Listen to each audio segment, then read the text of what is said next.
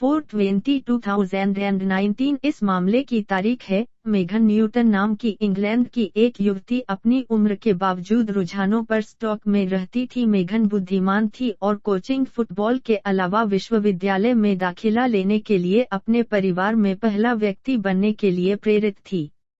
उद्देश्य भविष्य में स्पोर्ट्स थेरेपिस्ट या फिजियोथेरेपिस्ट बनना था।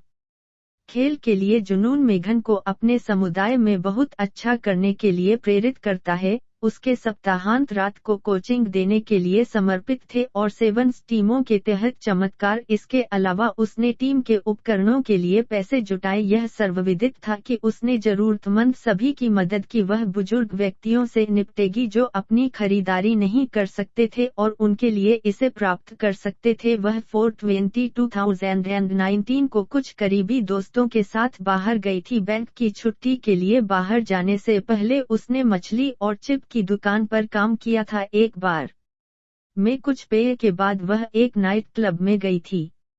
उसने टैक्सी घर जाने के लिए क्लब छोड़ दिया।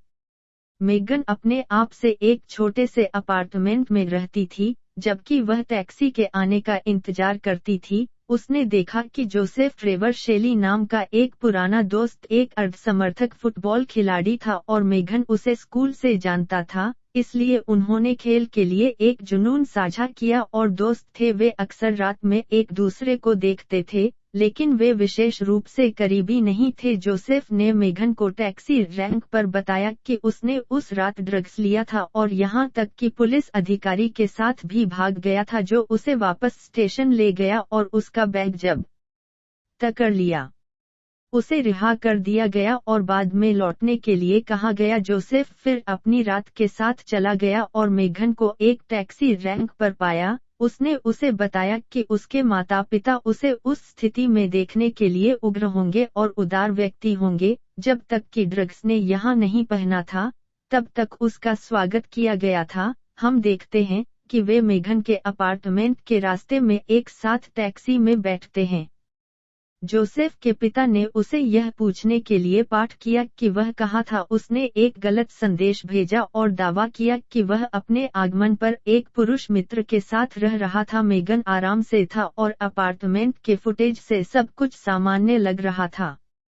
करीबी दोस्त प्रतीत होते हैं। कुछ भी संकेत नहीं दिया गया था कि जब मेघन दरवाजा खोलता है तो यूसुफ का अनुसरण करता है और दरवाजा लगभग 1 घंटे बंद हो जाता है। बिंदु 5 बाद में यूसुफ अपार्टमेंट छोड़ देता है और कुछ चाबियां छोड़ देता है, लेकिन जैसा कि वह करता है, वह अपने हाथों को नीचे देखता है और वे शामिल हैं। यूसुफ के जाने के कुछ घंटों बाद खून में मेघन के पड़ोसियों ने उन चाबियों की खोज की जिन्हें त्याग दिया गया था और चाबियां खून से ढकी हुई थीं। यह स्पष्ट था कि मेघन के पड़ोसी उसकी भलाई के बारे में गहराई से चिंतित थे।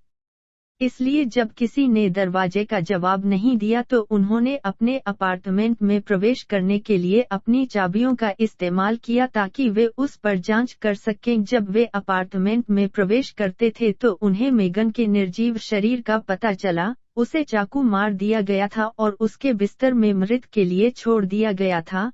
पड़ोसियों ने पुलिस को बुलाया और जल्द ही एक जांच शुरू हुई। पुलिस यूसुफ के अंदर अपार्टमेंट से फुटेज देख रही थी और मेघन के शरीर की खोज के तुरंत बाद छोड़ दिया गया था। उसने अपने दोस्तों को बताया कि उसने किसी प्रकार का अपराध किया था। उसे जल्दी से पहचान लिया गया था और गिरफ्तार कर लिया गया था। उसने पुलिस को बताया कि वह और मेघन अचानक उसकी याददाश्त समाप्त हो गई। जब यूसुफ ने अपार्टमेंट में प्रवेश किया तो वह बिस्तर पर उसके ऊपर चढ़ गई और उसे लगभग 30 सेकंड तक इस बिंदु पर गला घोंट दिया कि उसने चेतना खो दी। उसने रसोई में चाकू उठाया और फिर मेघन के बेडरूम में लौट आया जहां वह झूठ बोल रही थी। 19 मिनट में भयभीत कि जोसेफ अपार्टमेंट के अंदर था, उसने खुद को मेघन पर मजबूर किया और उसकी गर्दन के पीछे 19 बार छुरा घोंपा और उसके दोनों फेफड़े दोनों को पंचर कर दिया।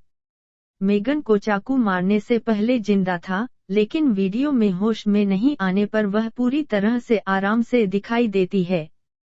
वह अपार्टमेंट छोड़ने के दौरान उसने जो कुछ भी किया उससे परेशान नहीं लगता है। उसे पता चला कि निकास बंद कर दिया गया था, इसलिए वह कुंजी फोब प्राप्त करने के लिए वापस अंदर चला गया, जिसका मतलब था कि मेगन के शरीर को परीक्षण छोड़ने के लिए चलना जल्द ही शुरू हुआ और उसने दोषी नहीं होने का अनुरोध किया। हालांकि उसने हत्या स्वीकार कर ली और 2020 के फरवरी में गिनती पढ़ने के लिए और दोनों ने यौन और योनि रूप से प्रतिबद्ध किया। इसके अलावा 15 साल की उम्र में जोसेफ के खिलाफ यौन उत्पीड़न का आरोप लगाया गया था, लेकिन कुछ भी नहीं किया गया था। लेकिन आरोप के परिणामस्वरूप उसे अपने साथियों द्वारा रॉल्फ हैरिस उपनाम दिया गया था। जोसेफ ने उसे मारने के लिए मेगन के मकसद का खुलासा किया। उसने कहा कि उसने लोगों को यह बताने के लिए रात से पहले माफी मांगी थी कि उसने लोगों को यह बताने से 1 महीने पहले ही मेगन की बेरहमी से हत्या कर दी थी कि उसने अपनी जान लेने की कोशिश की थी क्योंकि वह कूदने के लिए तैयार हो रही थी। कुछ लोगों ने उससे संपर्क किया और उन्होंने उससे बात की। जोसेफ को 21 साल और 65 दिनों की न्यूनतम अवधि के साथ जेल में जीवन की सजा सुनाई गई थी। वह यौन अपराधियों पर होगी अपने जीवन के बाकी हिस्सों के लिए रजिस्टर करें कि पुलिस ने उसे ड्रग्स पर उच्च पाए जाने के बाद जाने दिया और नशे में मेगन की मां गुस्से में है। पुलिस से पूछताछ की गई तो उसने बताया कि जब तक ड्रग्स बंद नहीं होता तब तक उसे कस्टडी में क्यों नहीं रखा गया।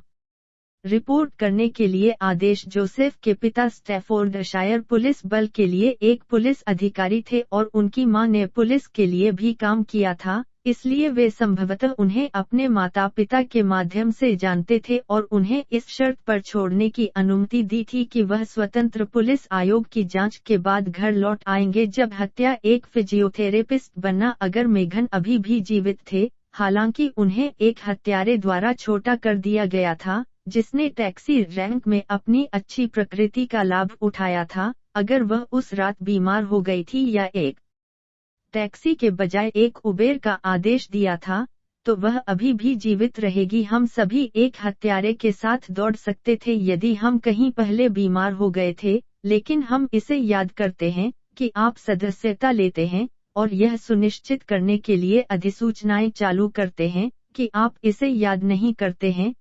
तो इस वीडियो को देखने के लिए बहुत बहुत धन्यवाद। हमें बताएं कि आप क्या सोचते हैं, जैसे बटन दबाकर या गारंटी देने के लिए एक टिप्पणी छोड़कर आप एक एपिसोड को याद नहीं करते हैं। आप फिर से धन्यवाद भी सदस्यता ले सकते हैं।